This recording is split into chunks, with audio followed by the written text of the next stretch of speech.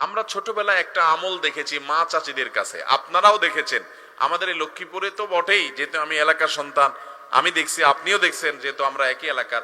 আর সারা বাংলাদেশেও বিভিন্ন এলাকাতে আমলটা আপনারা অনেকে দেখেছেন।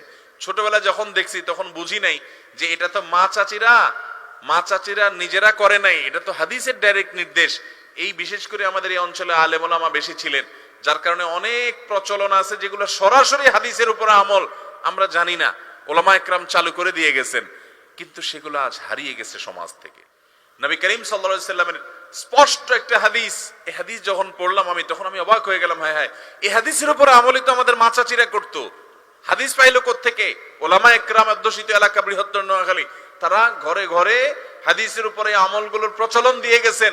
মানুষ জানতো না যে এটা নবী সাল্লাল্লাহু আলাইহি সাল্লামের নির্দেশ, কিন্তু চমৎকার একটা সৌন্দর্য ছিল। এটা শুধু এলাকা নয়, সারা দেশেই হয়তো ছিল, কিন্তু আমরা এলাকা বেশি দেখেছি, এটা ঘরে ঘরে দেখেছি।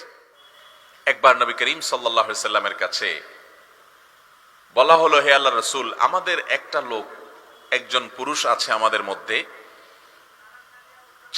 একজন পুরুষ ছিল আমাদের মধ্যে। এই লোকটা অনেক নামাজ কালাম পড়তো, খুব নামাজি হিসাবে প্রসিদ্ধ। ভালো করে খেয়াল করেন হাদিসটা, খুব ভালো করে। লোকটা খুব নামাজি কালামি হিসাবে সবার কাছে পরিচিত ছিল। কি হিসাবে পরিচিত ছিল? নামাজি। অনেক বেশি নামাজ পড়তো, 5 ওয়াক্ত তো বটেই, নফল সুন্নত সব নামাজ পড়তো, নামাজি মানুষ হিসেবে পরিচিত ছিল। শুধু তাই নয়, সে অনেক রোজা রাখতো। রমজানের রোজা তো রাখতোই, এর মানে হলো সুন্নত নফল